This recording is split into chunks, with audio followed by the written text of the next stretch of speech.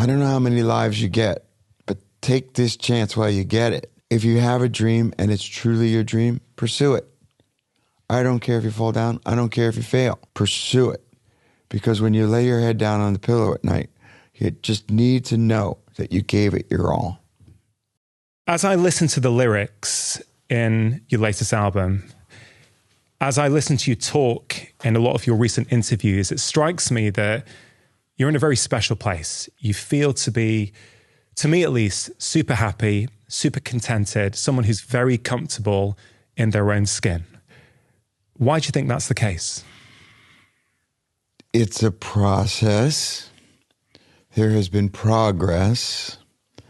I haven't quite achieved that place of, satisfaction yet.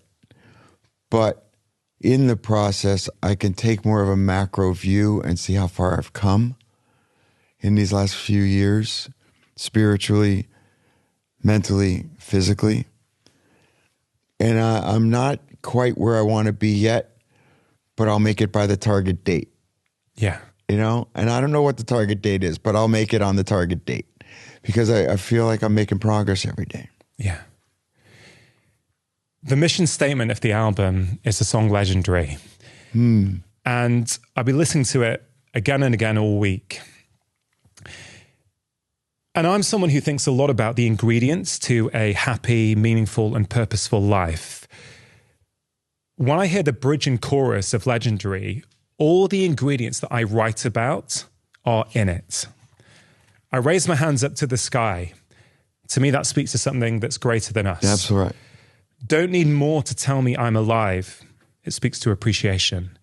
Got what I want because I got what I need. Gratitude. Got a fistful of friends that'll stand up for me. Friendship. Right where I am is where I want to be. Contentment.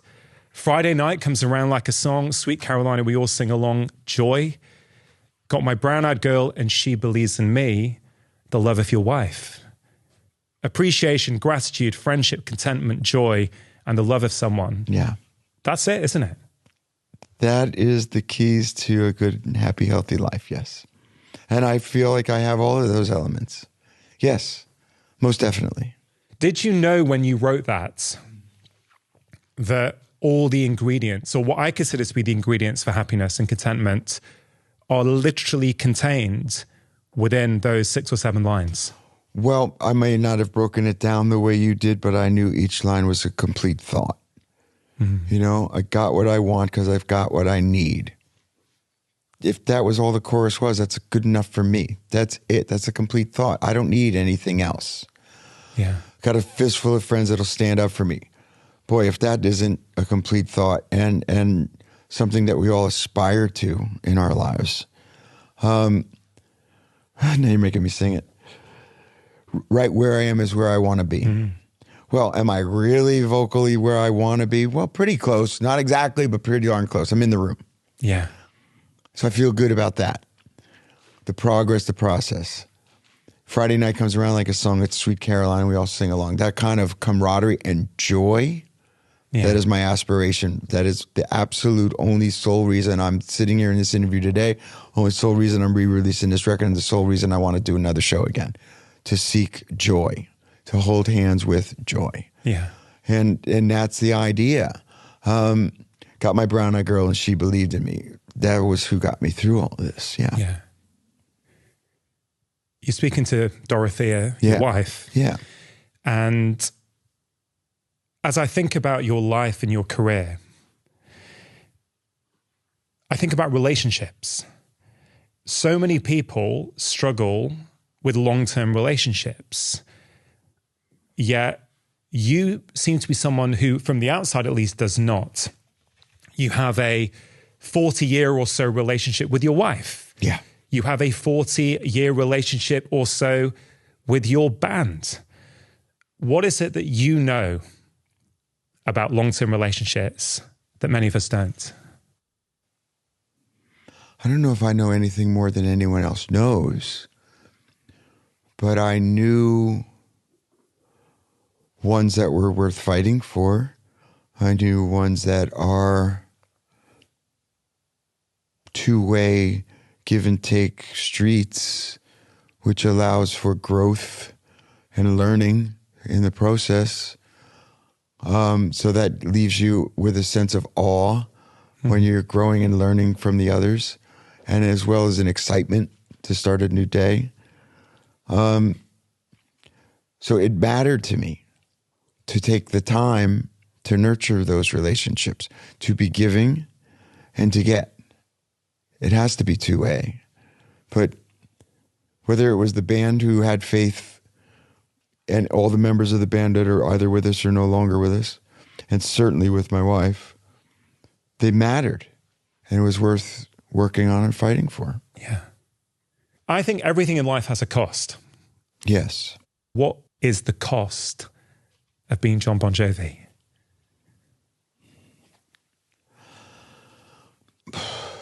The cost has been worth it, okay? But the sacrifice that you make is you had to work when others didn't always want to work. You had to, maybe carry a little more of the burden that was self-imposed. But you had to learn how to love. You had to learn how to be a friend. You have to learn how to accept a friend when you might think, yeah, I could just put up my dukes and carry this burden all by myself. We cannot carry that water all by ourselves. We need people to help us in this journey. The journey has been long. I've lived it. I'm proud of all the peaks and the valleys. There's nothing I've done that I'm truly, embarrassed by or anything like that. I've had long-lasting relationships and friendships, and even if business acquaintances are no longer, part of the fold, it doesn't mean that there was any ill will. Mm-hmm. So if you live a good life, you're living a truthful life, you're living a life that you can look in the mirror and be proud of. Yeah. That's all I can ask, And so whatever cost I had to pay for that was worth it. Yeah. For a fan like me, yeah, you have literally impacted my life in more ways than you could possibly imagine. I remember getting my A-level results, learning I've just got into medical school, got in my car, put the radio on. First song that comes on is Sunday I'll Be Saturday Nights. And I'm like, yes, come on, right? And I could give you a million different examples of that. So, and I was thinking this week, what is it about Bon Jovi? What is it about what you guys do that leads to this kind of hero worship where we follow everything you do, everything you say? What do you, I'll tell you what I think it is, but I'd love to know. Tell me, because what do you think it is? The music exported optimism for the longest time. We were America's greatest exporter of optimism. We took that optimism to places that didn't even speak the language. You could go to the Soviet Union and win hearts and minds with a language that wasn't even native to their tongue, and win hearts and minds in South America and African nations. And so that was a real thing. And I think we also represented that American pop culture dream of, fun. That kind of, if we can do it, you can do it too. All of that was a part of it. And then I grew up in front of you. I may have been a little older, but I was just on the journey just ahead of you on the road. So you could see that as something that you looked up to, the way I've looked up to my heroes. They were just further on down the road, and we're all on the same journey. So because I got there before you, I could look back over my shoulder and say, yeah, this is about to happen. And you'd go, whoa, but I wasn't a fortune teller. I just got there before you. And the journey goes on. I'm questioning things the way anyone else is today. But now that the road, it's making everybody play on a level playing field again, the globe, in these trying times. One great thing is the safety net of you always could rely on that lyric. Well, now I could rely on you. I know that you got my back too. Yeah. I want to read you something, if it's okay, from my latest book. Please. This is my 6th book, and this is how I started chapter 2. Long before I knew I was going to be talking to you on my podcast, okay? When I was a teenager, I wanted to be Jon Bon Jovi. My bedroom walls were covered in posters of the singer and his band, and one of my prized possessions was a huge silk Bon Jovi flag that I had pinned up next to my desk. I honestly thought that if I could be Jon Bon Jovi, my life would be perfect. I mean, what wasn't to like? He was successful, handsome, talented, and wealthy. He had cool tattoos and hordes of screaming fans. He appeared to be constantly performing in stadiums all over the globe, and he was the center of attention wherever he went. To me, a typical teenage boy, the everyday life of Jon Bon Jovi sounded like heaven on earth. That's what got me in to you and your music. But over the last week, I've been thinking about it. I think, what is it about them? Why have I gone 33 times to see these guys in concert? Why, when you play Shepherd's Bush Empire and tickets were like gold dust and I couldn't get tickets, why did I go down to Shepherd's Bush at 9 a.m. and spend 10 hours and I got the only ticket from a scalper that day? There was only one available and I managed to get it about half an hour before showtime. This is a crazy level of hero worship. And I'm a bit older now, so I can reflect. And I think it was the music for sure.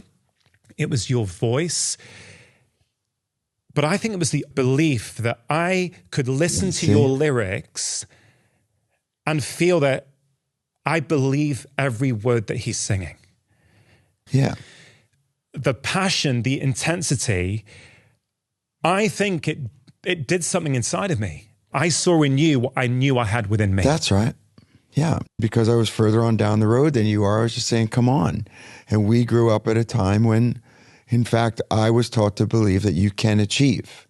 I was born at a time when President Kennedy was in office in America. We had 2 working parents at our house that said that you can go and be whatever you want to be. And then I carried that as the mantle for the band, and as the flag. And those are the lyrics that I felt comfortable writing. Yeah. You know, and music resonates. Music creates sound waves. Those sound waves got into your skin and they moved your soul in a way that you didn't realize it was being moved. And it made you optimistic and believing in yourself. And that's a good thing. You know, some songs can make you sappy and some songs can make you angry. Our songs made you happy. And that was a good thing. It made you optimistic. Yeah, and it wasn't always cool to write happy songs, right? There were times where the trends were going a bit more depressing, a bit more introspective. Right. Not introspective, you know, maybe the grunge movement of the 90s. Right. You guys have always pretty much put out positive messages to the world. You can be an unashamed optimist because a lot of bands won't do that. You also said something that I found really profound, which is you have sung songs to people who maybe don't even know the meaning of some of those words, but they were still smiling back at you. Right. In fact, your career has gone through a seismic shift in the way the world operates. You were touring in the 80s. There was no internet. There was no smartphones. There was no social media. So in a world that does seem so divided at the moment, yes, what do you think you've learned over the years by singing your songs to millions of people around the world? Everybody wants shoes on their feet, food on their table, roof over their head, someone to love, the opportunity to dream, to not be oppressed or suppressed, that they want to believe that they may not be the best at anything but can always win. Doesn't everybody want that? You know, doesn't everybody just want that? And even on a record like 2020, where I was talking about a lot of topical stuff, gun violence and Donald Trump and COVID and, you know, George Floyd, there was still limitless on that record. Yeah. You know, life is limitless. You know, there still had to be optimism in the face of COVID. It had to, because without that hope, you know, we're doomed to failure and darkness. You know, we have to try to find the light in the darkest of times. So where I said that we were the exporters of optimism, and then it got to a place where a lot of people were talking about optimism. After that grunge movement, a lot of the the pop movement came around to that optimism. Now in these times, it's going to be interesting to see what people are going to write in the next year or two.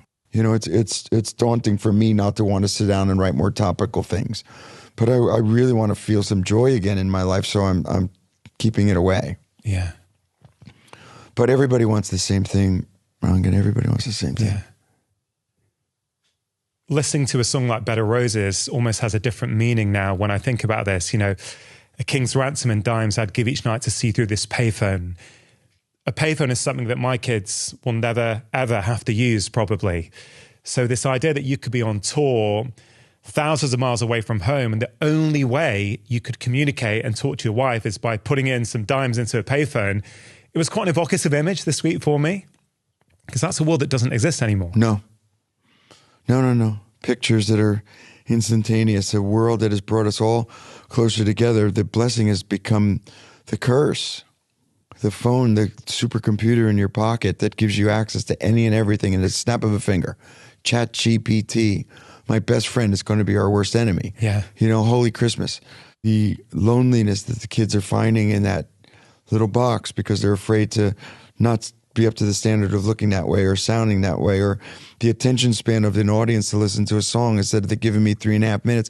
If I don't have 10 seconds and a TikTok move, chances are they're not going to get to the song. Yeah. World's changed. We have political leaders that aren't motivators, they're aggressors. Yeah. But we still have to find a common thread in this anxiety-ridden time. And I think that crazy word that I never heard before 10 years ago is the word that will allow us to come back together by simply admitting that in this darkness, who's dark? Me. Do we want to find the light? Yep. Then we find the we instead of the me in the sentence, and then we can get through this. Yes. Rock and roll has always brought people together, hasn't it? And music does. It is the international language. And although I didn't go to any of the Oasis shows this summer because I was away, what was kind of interesting for me is certainly in the UK, there was this incredible movement around Oasis this summer, a band who hadn't performed live for a long time. Right. And it was almost a sense of nostalgia from people who went to the show. I think you went to see them in New Jersey, right? I did. And I think that's the power of music. I think those shows in the summer, and I'm hoping your shows next summer, which I can't wait for, hopefully can be an antidote to the times in which we're living. Right. You know, joy, collective effervescence where people come together in shared purpose and sing along. I mean, I can remember coming out of countless Bon Jovi shows feeling like I could take on the world. Good. Like with a big smile on my face going, right, I can do anything I want. Good. You know, and is that intentional for you guys? Is when you're up on stage? That's how we felt. Yeah. I wasn't preaching the gospel according to someone else. It was our gospel.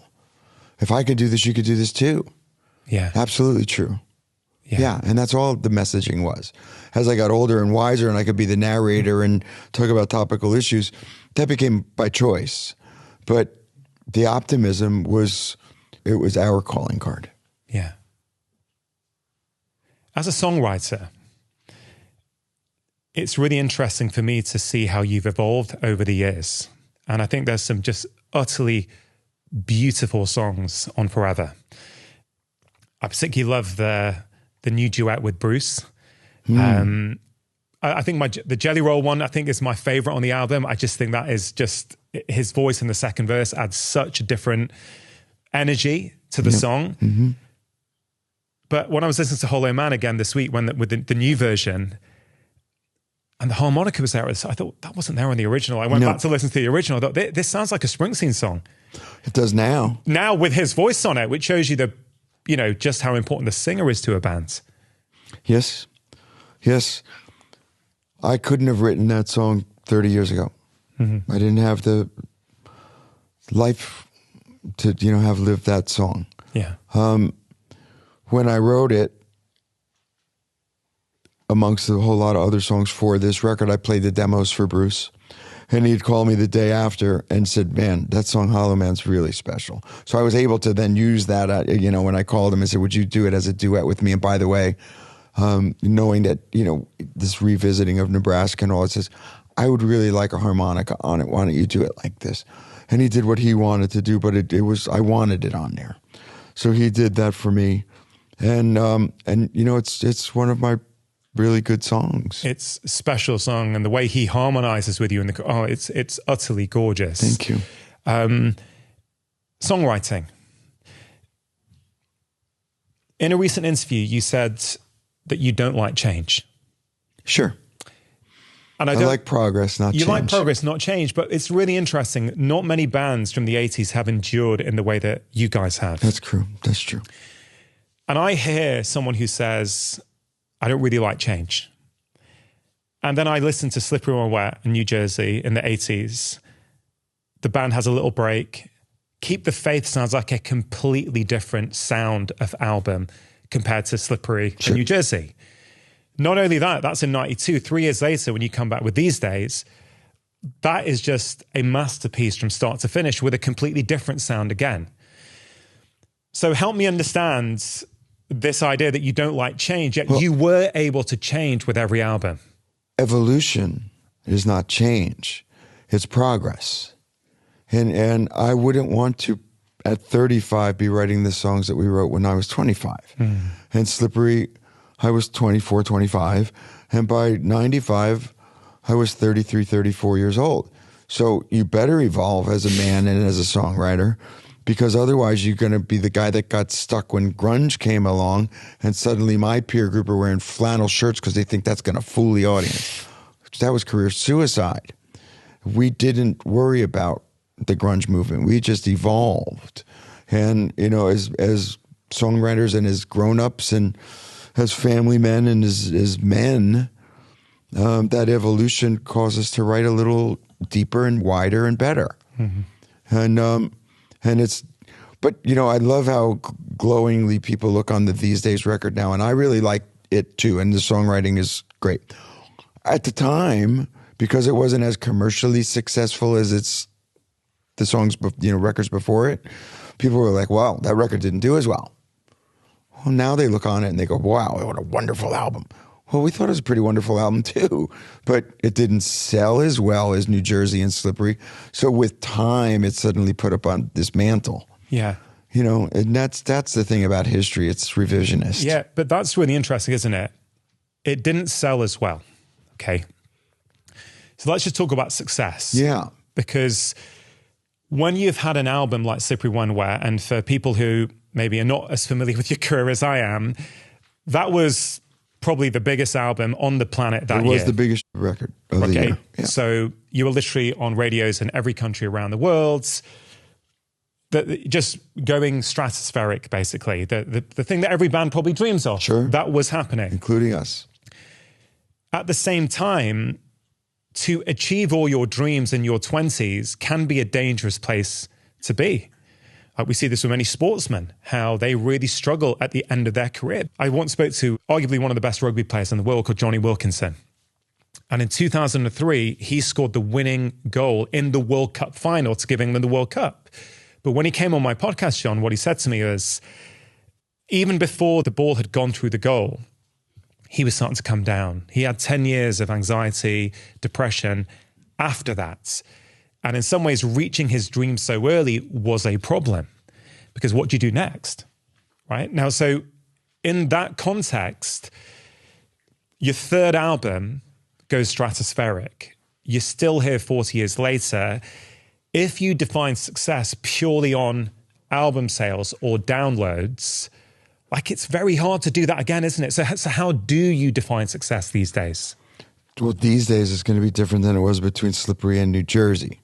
But unlike Johnny with that goal, I would have said that, well, we're going to win the championship next year or I'm going to die trying, then hence New Jersey. Or with Keep the Faith, the reinvention in the face of grunge, that wasn't as commercially successful as Slippery, but it reinvented us, and we were very proud of that. And not only did we survive grunge, but we thrived.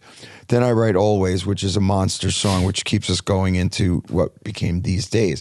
So the trajectory was steady. We stayed true to who and what we were.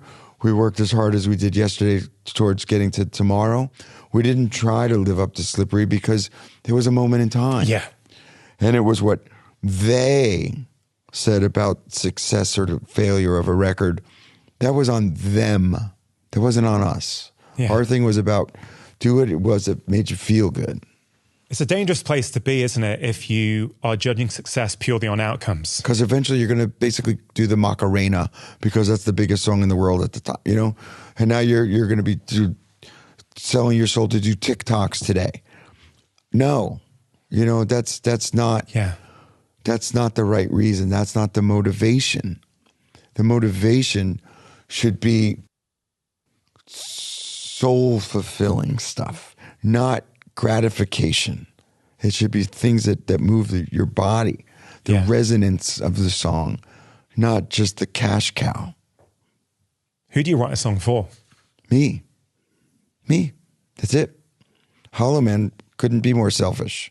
Legendary, the lyrics of all these songs couldn't be more selfish. Me. You know, that's it. With the hope that someone else will like it.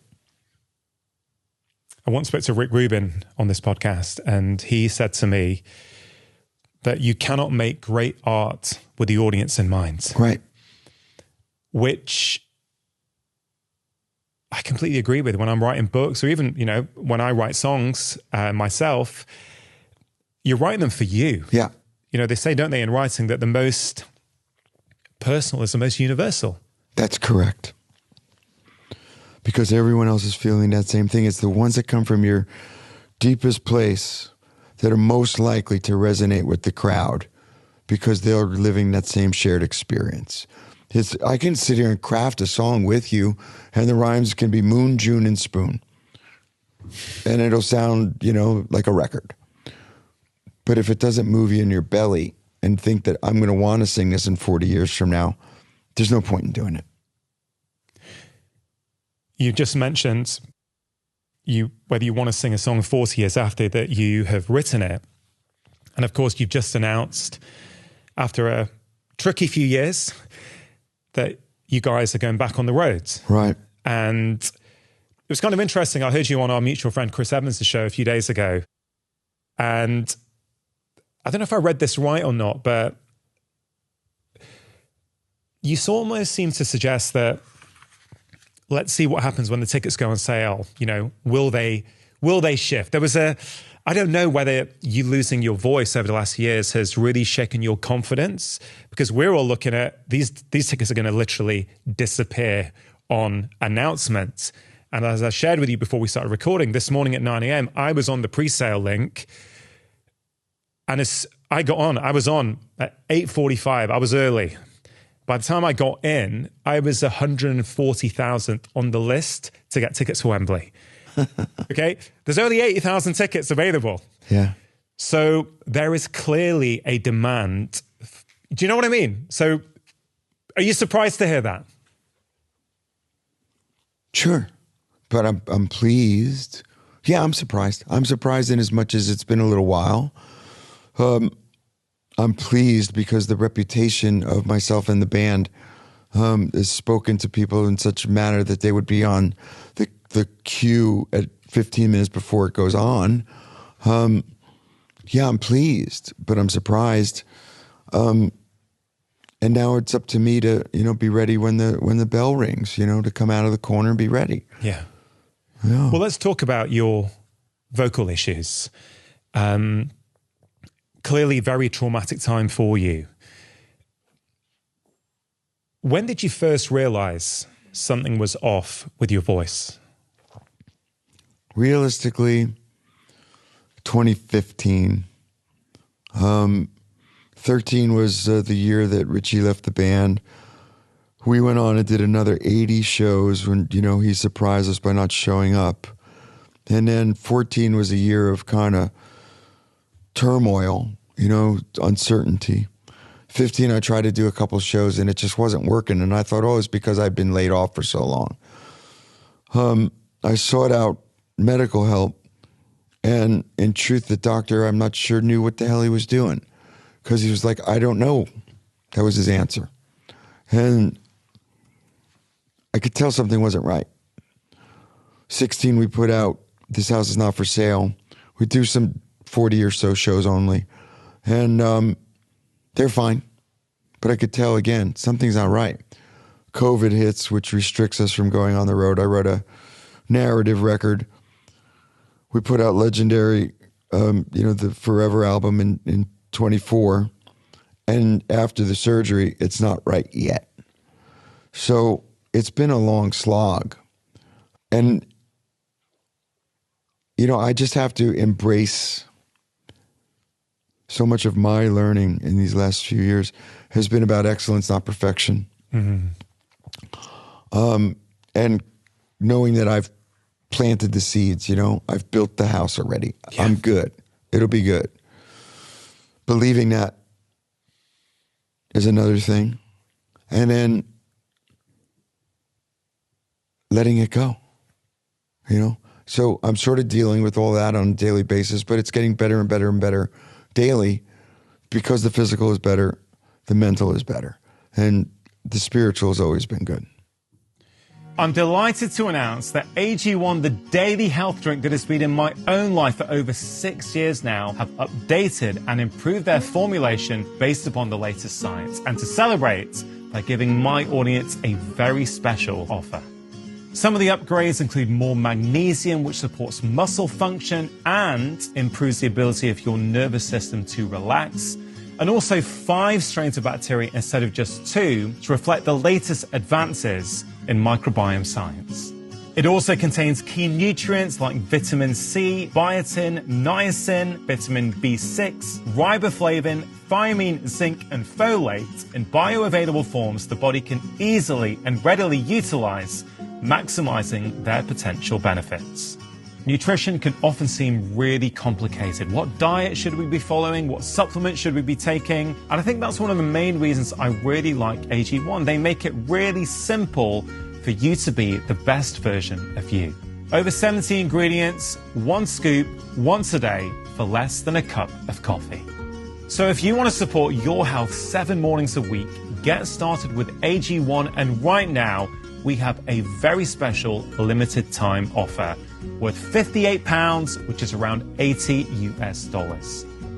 To get 10 free travel packs instead of the usual 5, and an awesome welcome kit containing your shaker, scoop, and canister with your first subscription, go to drinkag1.com/live more.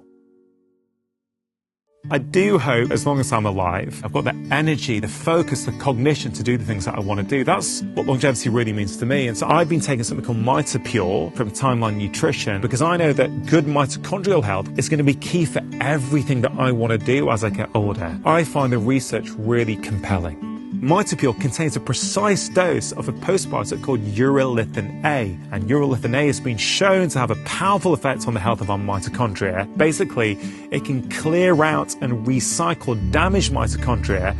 That's what gets me excited. I honestly think that 90% of your health outcome comes from those 4 key pillars: food, movement, sleep, and relaxation. And some of the potential benefits of taking MitoPure include increased strength, energy, endurance, and a slowing down of the aging process. If you do have the resources, I think that MitoPure is a supplement that is well worth considering. I myself have been taking it for several months now. To get 25% off your MitoPure order, go to timeline.com/live more. Did you ever have to think about your voice before this happened? No. Even if it went awry, even if I was, in my youth burned out and out there on steroids, I didn't know any better. I didn't think about it. I wasn't worried about it. It's like, yeah, it sounds like poop, but I'm not worried about it. It's going to come back. The confidence of youth? The confidence of youth, yeah.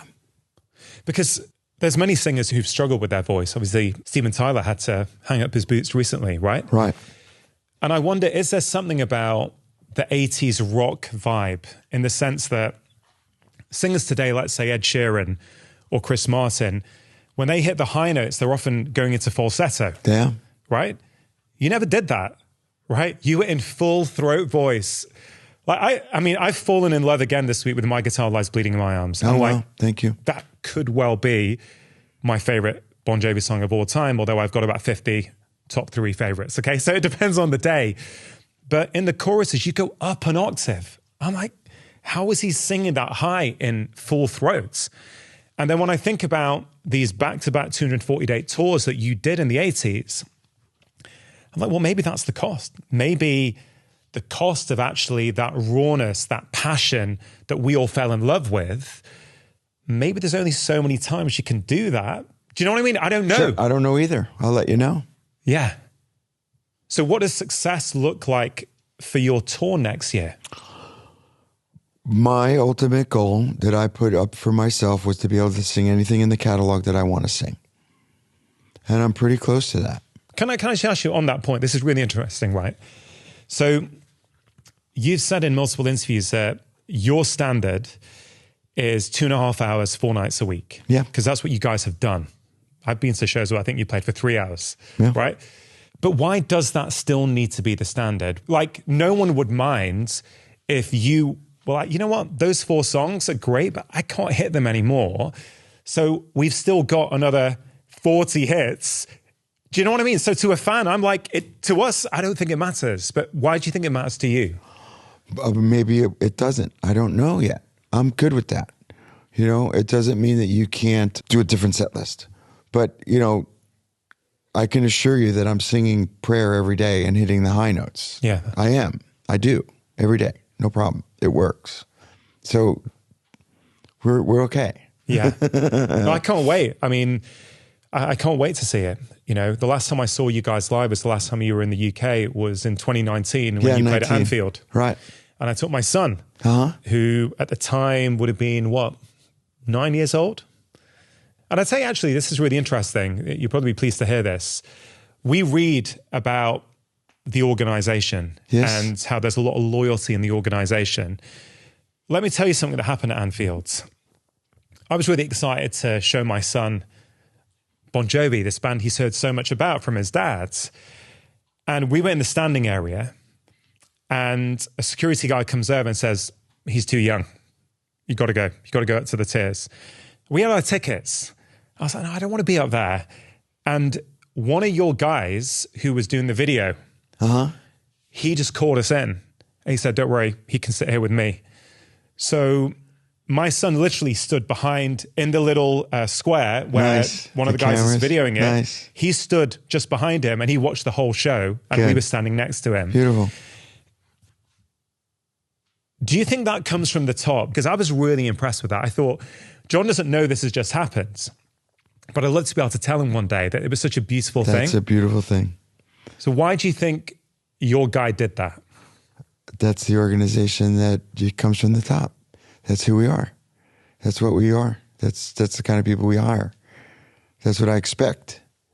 And I want the people that work for me to represent who we are, and I want the people that work for me to be a part of what it is that we do and feel that pride in what they do. Yeah. So that connection is real because it's what we exude. That's the messaging that we give them to share with that crowd. Yeah, absolutely. Yeah. You never had to think about your voice until it went. I've been a doctor for 23 years, and I've seen so many times people who never ever took their health seriously until something happened. Right. So the 52-year-old executive who kept working and kept pushing and thought he could just do it all until he has the heart attack. Right. Or the 46-year-old mother who never ever did anything for herself. Everything was for her husband, her children, her parents, her community, until she comes down with the autoimmune disease. Right. But I've also heard many times people say that my disease or my diagnosis was my greatest gift. Now, you have to say that with sensitivity, because it's only a greatest gift if you come out the other side, right? So I have had patients with cancer before who told me afterwards that was the best thing that ever happened to me, because but the because part, they look at their life differently. So I guess with that in mind, I know losing your voice was incredibly painful. It was your thing. It's what you're known for all over the world. But was there an upside? all of these trials and tribulations from 2014 on are part of the journey, which have made me a better man than I would have been otherwise. I'm aware of that. It's a hell of a cost, and it's not cancer, you know? Yeah. So, yeah, I get it. And to come out the other side and the way I'm feeling with joy and gratitude and knowing that I don't have to carry the burden, but it's we, not me, and all the kind of things I've learned in the last couple of years through this process will make it that much better, because even the reward of the it, whatever the it may be, let's call it the applause of the crowd, okay, or the idea that I get to take the bow with happiness in my heart at the end. It's not just me that's going to take the bow. You're going to take it being in the audience because you're going to go, my man did it. Yeah. Your son's going to do it. I mean, I'm semi-tempted to come for the first Madison Square Garden show, because I'm thinking that's the first date of the tour. And I'm thinking... It might be too much, but we're not going to go, you know, don't even go there. Don't put too much weight on it. I don't want that weight. Yeah. I don't want any of those burdens any longer. It isn't me, it's we. I'm doing this for us. Yeah. That's Because it. you don't need to do it, do you? Yes, but as a doctor and as a wise man, I want you to take that thought and consider what you just said. Because when people say that to me, I'm so confused by it, because they go, well, you've got fame, you've got money, you've got the... It's not why we do this. No. We do it for that spiritual resonance that happens when the song vibrates and you feel that connection to it or to the band or the band with the crowd, and vice versa. Yeah. Metaphorically speaking, I've realized this. I say, I get to hold the light. I've dreamt about a light like this. My job's to hold it. The band's power is powering it. We shine it on that crowd.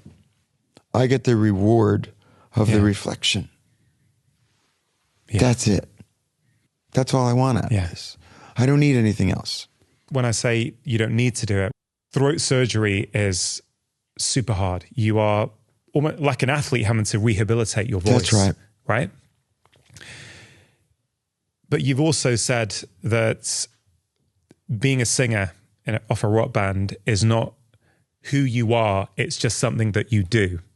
And it's something that you do very well. So when I say you don't need to do it, what I mean is that you seem to have so many other interests outside rock and roll, family, you're a father, your Soul Foundation, your business with your son, whatever it might be, right? People often say, don't they, that athletes should retire at the top. I spoke to Eliud Kipchoge a few months ago. He's the fastest marathon runner of all time. He's run a marathon in under 2 hours. And then I also spoke to him 2 days after he did the London Marathon, where he came 7th. And he was still full of pride and joy. He's like, yeah, I don't do it just to win. I do it because I love running. I want to show the world that actually the world is a happier place when we all run and we experience joy. So I guess what I'm trying to get to is this idea that people, fans, the media can put expectations on you, but ultimately all that matters is, why do you want to do it? And if you want to do it, that's good enough for anyone. Right. And you're prepared. You know, I mean, he ran that marathon because he can, because he's trained for it, because he, you know, he's not just showing up and singing in the shower. You know, he can do it. So he came in 7th. So what? Who cares? Yeah. Yeah. Can you tell me about the t-shirt your friend Obie O'Brien gave to you and why you wouldn't wear it? Nothing left to prove? Yeah. Well, because I think at the time he gave it to me, I felt like if I wore it, it was almost like quitting. And that was pre-surgery. And I wasn't ready to give up on me. So I did the surgery with no idea that it was going to be the 3.5 years of recovery. But I didn't wear it for that reason. Now I do wear the shirt, but it has a different meaning to me now. You know, I had to do that surgery for me. Not even for getting back out on this big stage. I just had to do it. You know, if I can sing great in the shower, that would have been cool. That was good. You know, that was fine. But the kind of bravado of nothing left to prove, chip on my shoulder, me against the world. Been there, done that. I don't need that. I don't need that. It's not about that. Yeah. Because you really do, from a musical perspective, have nothing left to prove. I mean, you have achieved all the milestones that any band could dream of. You played every venue. You closed the old Wembley Stadium. You're playing the new one next year. You've done Hyde Park. So you don't have to prove it to anyone else. Is there a part of you that wants to prove it to yourself? The only thing that I would say about that, if it's at all proving it to myself, is I would remember as a child, if I would run 9/10 of a mile and I just stopped before the goal line, somewhere in my traumatized head, I would say, well, I didn't finish the race. Yeah. I don't have to win the race, but I did want to finish the race. And so there was a time when it was very important to me to finish the job. Mm-hmm. So this surgery has changed some of the perspective. And as long as I can approach it with joy in my heart and good health, then I have to do it. Yeah. You just have to. Yeah. With no expectations. Do not focus on the expectation. Yeah. Just the moment. And if I can remember everything I've read and learned in the last 3+ years, we're good. Yeah. When you lose something that you have never had to think about before, your voice, we suddenly realize that we're a fallible human, that things can go wrong. Yeah. But, you know, you're 63 years old. I mean, in my world, longevity is huge, right? Everyone's talking about how to live longer now. How do you see longevity? How do you see the fact that you're getting older now when you've had something as serious as vocal surgery? Right. The craze now in social circles with the affluent is to try to live forever, right? All these rich billionaires, you know, they can't buy time, and so they're trying to create the Dr. Evil's magic potions. I'm not seeking that out. I don't mind growing old gracefully, but I am going to take care of myself in real time during it. That's important to me. I feel good, so I'll do the exercise. But I'm not going to take 99 vitamins that I don't know if they work and this concoction and go to that country to get that special needle. I'm not really chasing the fountain of youth. That strikes me as something you've always had. Even back in 2000 when Crush came out. Yeah. So one of my favorite songs, again, is Just Older. And you write in that song, you know, I like the skin I'm sleeping in. I'm not old, just older. You were writing that in your 40s, right? So the sense of gratitude and appreciation has always been there. Yeah. And where does that come from? Because a lot of people don't, right? Well, I don't know who a lot of people are. I know what I believe, and I'm grateful for it. Always have been. Yeah, don't take it for granted. You shouldn't. Yeah. What do people misunderstand about fame? Fame is a liar and a thief. Fame will ruin you if you buy into it. It will tell you things that you shouldn't have believed, and it'll take from you things that you never wanted to lose. You got to tame that pony quick before it gets the best of you like it had to so many people. That's why the 27 Club, how many young of the greats died because they couldn't handle the ride. I wasn't interested in that. The fact that many of your peers seem to struggle with fame. I mean, it's a rock and roll cliche. I think about the fact that you have been with Dorothea, or you've known Dorothea, your wife, since you were in high school. Correct. So she knew you before you were Jon Bon Jovi to people like me. Yep. Let's go back to Legendary for a minute. Second verse. I know this town like the back of my hand. Every crack in the sidewalk tells me who I am. Even the fact that you still live in New Jersey, that you're not in LA, or you're not in, I don't know, the media hub of the world. How important do you think New Jersey and Dorothea are? Oh, hugely. To this? Huge. It's a lot easier to have gotten lucky as I did then to wonder if the lady, sleeping next to you is there for the right reasons. And, and when you're crying at night, which is often happens, that somebody's there to hold your hand when you're hurting. Because believe me, I've had a lot of hurt. And, it's not easy, but you support each other, and she supported me, and I've needed it. It's been tough, but that's what partnerships are. Yeah. In 2022, when you were on the roads, that 15-date tour, where you were really struggling with your voice, people are commenting online. People are talking about Jon Bon Jovi's voice. What was it like for you to, read some of that criticism? I'd be honest, I'd be lying if I told you that it didn't hurt, but it did. And in truth, you had to really try hard not to look at it and to convince yourself that it'll get better tomorrow. It'll get better tomorrow. It'll get better tomorrow. And it wasn't from neglect. It was, it just was broken, and you couldn't have fixed it. Mm-hmm. Nothing could have fixed it. It was not easy. No, it sucked. And of course, Dorothea was there to be honest with you, wasn't she? Sure. I think you said that you came off one night thinking, I think it was pretty good. Right. I came off the stage in Nashville, and I'd really psyched myself up to try to be great because it's Nashville, it's my friends. Yeah. And I came off thinking, all right, that was pretty good. And she says, no, it's not. I know when you're good. And that hurt because I thought that was the end of it because I've tried everything. And I'm telling you, from a dietary, gluten, sugar, booze, dairy, exercise, tons and tons of vitamins, acupuncture, guys on the road, 2 different singing teachers, 2.5 hours of singing before the show. Wow. Just to try to warm it up to a place where it could go. 30, 45 minutes after the show, plus the 2.5 hour show. It's not easy. Yeah. But I've gotten through it. I'm past it. It reminds me of a little bit of my own wife. She'll tell me, I don't think that's very good. You can do better. Of course. And you want that because there's not many people who are going to tell you that. Of course. Yeah. Yeah. That's hugely important. Wouldn't trade it for the world.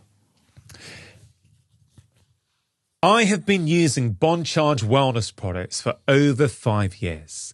From blue light glasses to red light therapy, Bon Charge make it really easy to get healthy while staying at home.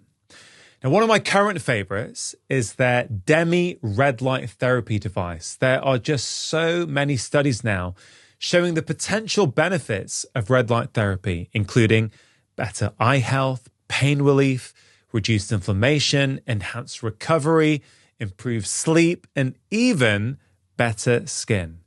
In fact, when it comes to skin, I have many friends and family members who absolutely love the Bon Charge red light face mask, super light and portable, and after using it for just 10 minutes a day are reporting more radiant and glowing skin. So if you're looking to take charge of your health at home, I would highly recommend you check out Bon Charge. They are giving my audience 20% off all of their products. Just go to boncharge.com/livemore and use the coupon code LIVEMORE to save 20%, or click on the link in the description box below or scan the QR code on screen. Hey guys, I really hope you're finding this useful. If you are and you want more content like it, please do check out my book, Make Change That Lasts, 9 Simple Ways to Break Free from the Habits That Are Holding You Back. It's in all the usual places as a paperback, ebook, and as an audiobook, which I'm narrating. Now, back to the video. It's interesting for me, Jon. I'll be honest with you. This interview was a really funny one for me to prepare for. I've been doing this show for almost 8 years. I've spoken to all kinds of people, some of the best people in their field in the world, some super famous people like Matthew McConaughey. But I've never spoken to someone who was literally on my wall for 2 decades and I would see his face looking at me, right? And so I had this really weird thing today because I've evolved. I'm not that person anymore. I'm not that boy. You know, that chapter I wrote the first paragraph to you before from my book is all about that heroes can be helpful, but they're not real in the sense that you're only seeing one aspect of their life. That's right. So you don't know everything. You think you want to be them, but you don't know. Correct. You know? And they say, don't they? They say never meet your heroes. You've met quite a few of your heroes in life. Yes. Has that been a good thing, or has it sometimes been disappointing? Well, it's been amazing. You know, my example would be Bruce, right? He's like a big brother. He's 13 years older than me, as I'm older than you, and I get all this stuff. And when I look at him, I try to think, well, what is it about him now that I see in that light? Well, in truth, it's the same thing I saw it's the little kid in me that admired the fictional character of what he is and was. Exactly. And I admired that, and I loved it, and I was drawn to it, and I wanted to be like that. But he's still, you know, just a confused family guy like the rest of us trying to figure it out. That too helps me now to realize that you, as an accomplished author and a doctor and a self-help guru, and with all these years of a podcast that is reaching now millions of people, we're all just figuring it out. Yeah. That, to me, is the greatest breakthrough I've had in the last several months, because I don't want the burden of you looking up to what was a fictional character. Yeah. I can't carry that any longer. But I can carry that you're going to be rooting for me in the crowd with your boy. And guess what? I'm going to crack. But you know what? We're going to smile through it. Yeah. And I'm going to hit the next note. Yeah. And that's going to be sexier than all of it. Yeah, that's beautiful. And it won't just be my boy. I'm bringing my daughter this time as well. Bang. Yeah. So, yeah, I love that, because I've been thinking about heroes all week. And I don't think it's necessarily that we want to be them. There's just something in them that reflects within us. Sure. I think that's all it is. Sure. But we're all fallible humans. That is the greatest breakthrough I've had in forever. Yeah. You could take an aspect of a fictional character and hang it up on your wall. Yeah. Right on.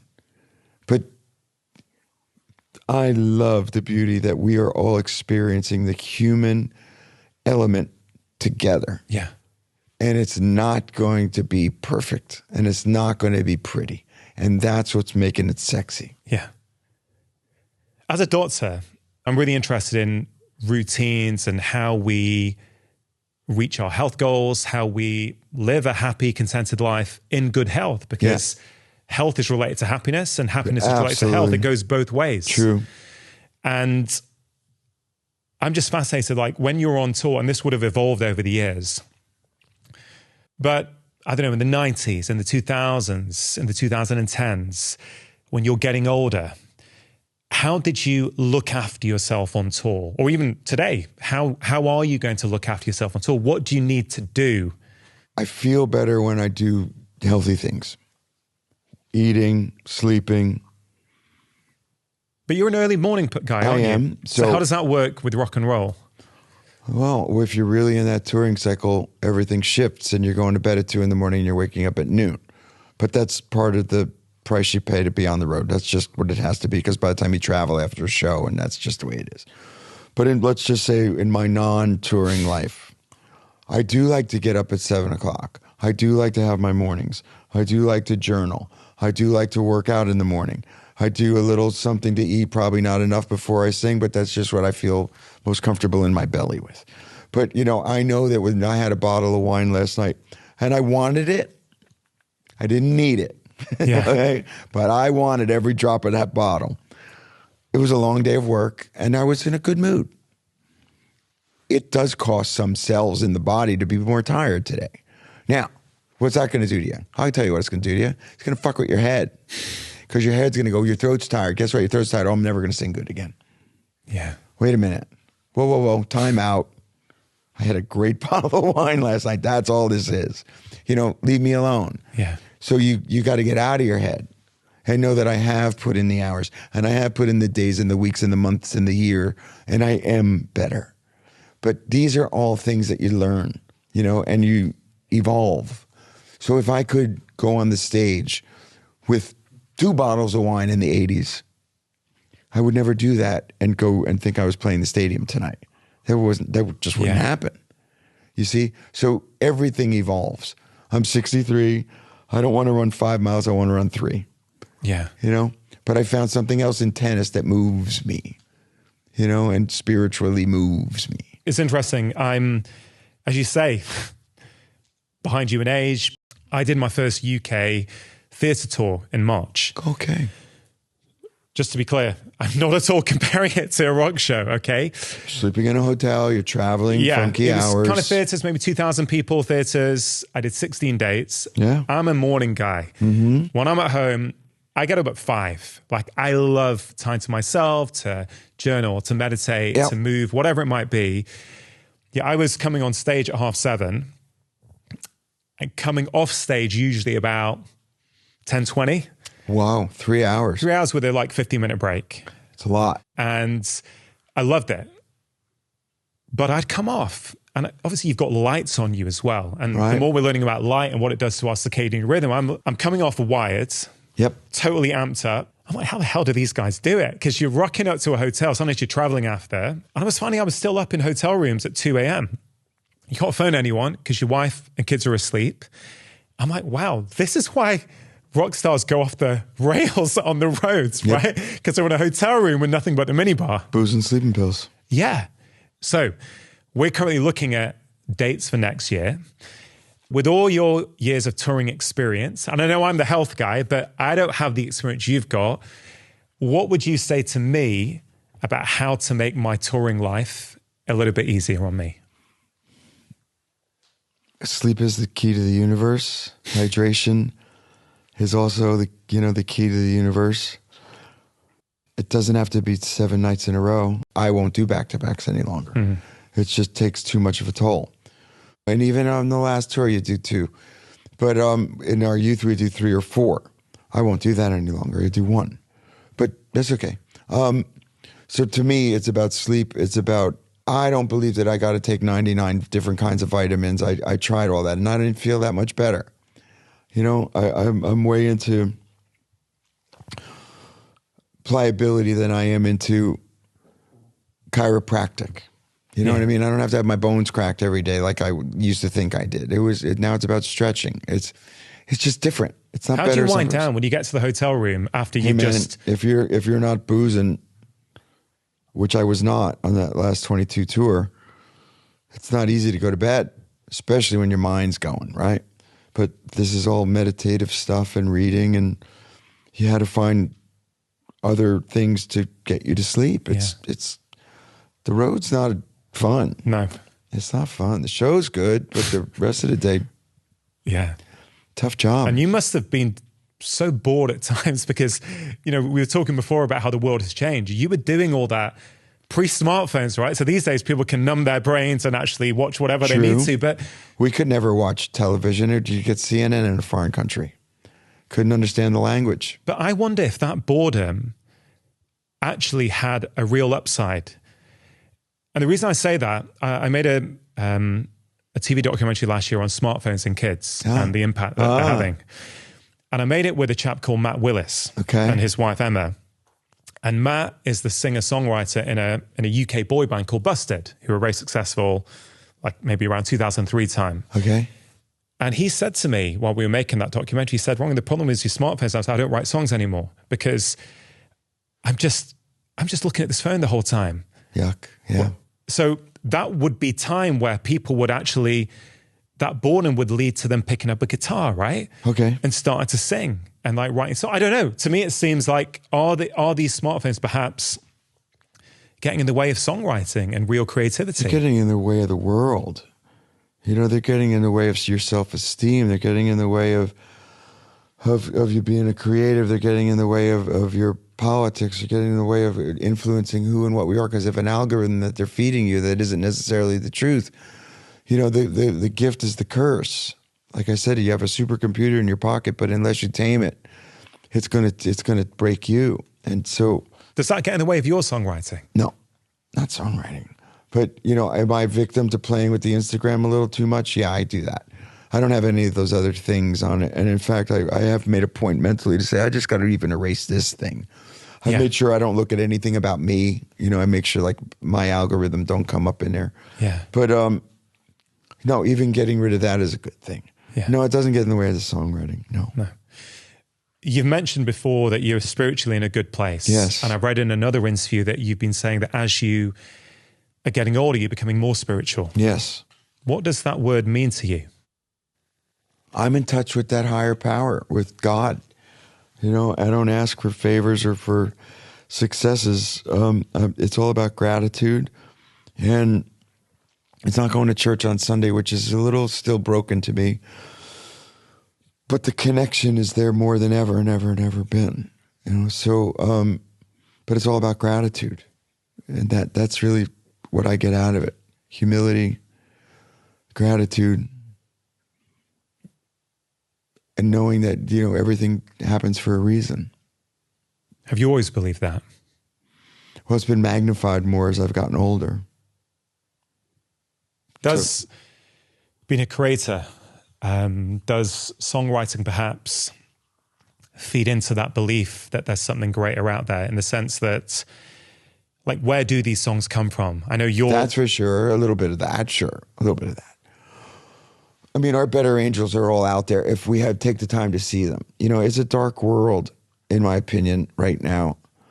But there are beams of light, and there are people that are doing good that aren't in the spotlight and not on your podcast and not on the stage behind a microphone. But they are the ones that are keeping the lights on. And these are very trying times. And with kids that are victims of these smartphones, for example, and the learning deficit that happened during COVID, those 5 years, grades are falling behind, and it's scary as fuck out there right now. But there are people that are shining rays of light, and I'm still not giving up on the it because of them. You're a very humble guy. You say there's people out there doing great work, but so are you and your wife. Yeah. So can you just tell people about the Soul Foundation, what it is and why it's so important to you and your wife to actually do this kind of charitable work? We've done it for a long time. World travel made us a little more enlightened when realizing that there were the haves and the have-nots, and that divide was happening more and more and more as my life has gone on. When we started the foundation some 20 years ago, it was under the guise of sport ownership. I used to own an arena football team. In order to ingratiate ourselves to the community, I wanted to be more philanthropic than what we called the big four: baseball, basketball, hockey. And at first we were whatever you needed: pencils, computers, bed sheets. Okay, fine. We'd give it to an orphanage. And then one night when I saw a homeless man sleeping on a grate outside of City Hall, and I realized that you didn't have to be young or old, black or white, Republican or Democrat. Homelessness could hit anybody at any moment, as most of the world lived paycheck to paycheck. 2 bad weeks or months and you're on the street. So I found an expert in the field who taught me everything I know about it. In 2008, Dorothea conceptualized the Soul Kitchens, where there are no prices on any of the menus. It's all farm-to-table food. If you want to come there and affect change directly, instead of writing a check to a charity and wondering what good did you do, you'd see it because your donation just paid for your meal and the meal for someone in need. The person who was in need, and you would never know the difference between you and the person in need, they volunteer for their meal, and in turn they are empowered. And empowerment is the key to the universe, because now there's a pride in it. Yeah. There's a sense of, I'm a part of this. And so we have 4 of these restaurants, and the need is only growing. And it works. We don't need the scientists to find the cure. What has it given you? Oh, great sense of satisfaction, great sense of pride in knowing that, you're putting more food in someone's belly. It's as comforting as you imagine it would be. You can't think of yourself in that position without wanting to cry. And it's given me great feeling of satisfaction and pride, knowing that our little ripple in the water has resonated. Yeah. What does happiness mean to you today? I mean, it's top of my list. To be happy is to be joy-filled, to be thinking of myself less, and to be fear less the way I once was. would give me all the happiness that I want in the world, you know? And I know what we do in service. That's all well and good, and I feel good about that. But spreading that optimism is something that I look forward to doing, you know, in the next year. So. You're a parent. You're a new grandparent, I believe, as well. Congratulations. Thank you. I'm super fascinated by what is it like being the children of Jon Bon Jovi? Is it hard, do you think, growing up when your dad has been so mega successful? That's a kind of a tough bar, isn't it? Well, in as much as what would your work ethic be, no shortage of that. So they're all working very hard, independent of each other, and I love what they're all doing. The blessing and the curse of being the son of is that, you know, your name is recognized everywhere and everyone's going to look at you. Most times because, you know, we've done a lot of good in the world, it benefits them. And so, you know, overall, it's not been bad. It's not easy. Yeah. But it's not bad either. Yeah, for sure. Any regrets? Even the bad was okay because, you know, these were lessons learned.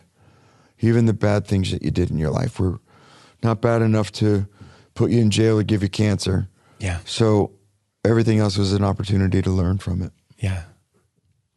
I think a lot about regrets, and I've come to believe that regrets are a form of perfectionism, actually. You mentioned perfectionism before, because I think regrets, for many of us at their heart, there is this belief that we think that we could have done better. But I think we're always doing the best that we can based upon what we know and based upon what we have availability to do. And what you put into it. And what you put into it. Yeah. So I kind of feel in some ways, and I know not everyone will agree with this, but I certainly feel for me that regrets are a waste of time in the sense that that's not me saying that I couldn't have improved things. But I'm like, no, let me look back and go, you know what? I made that decision, but if I'm in that situation again, I'm going to make a different decision now because I've learned. Failure is different than regret. Yeah, exactly. You can fail all day long. That's in fact, that's great. Yeah. Regret is not getting up to work out so that you can run the marathon. Regret is staying in with the drink and the drug instead of writing the song that day. Yeah.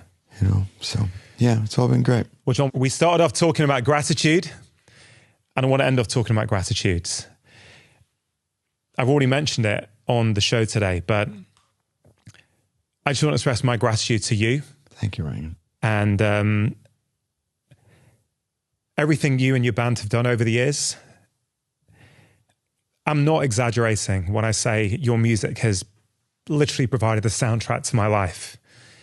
It has touched me. It has moved me. Joy, belief, optimism. And although me being a doctor and doing what I do today might seem very different from rock and roll, I think you have a role and you've played a pretty significant part in what I do today. So I want to say thank you. Thank you. That means a lot. That means a lot. And that will help me tonight to put my head on the pillow and get through, you know, and do it again tomorrow. Yeah. So thank you for that. Yeah. For someone who is watching this, Jon, who knows that they're not living their life and they have a dream, they have a passion, but they're not living it. Do you have any words of advice for them? I don't know how many lives you get, but take this chance while you get it. If you have a dream and it's truly your dream, pursue it. I don't care if you fall down. I don't care if you fail. Pursue it. Because when you lay your head down on the pillow at night, you just need to know that you gave it your all. Yeah, love it. Jon, you're an inspiring man. Thank you, You're buddy. humble, you're optimistic, and it's been a sheer joy. Thanks for coming on the show. This was great. Thank you very much. I looked forward to it and I appreciate it. Thank you, man. Brother, that was great. If you enjoyed that conversation, then I think you are really going to enjoy this one. But we're in control of our own lives and we have our own power and we can make a change, and it takes courage. But it's in everyone's best interest for us to take care of ourselves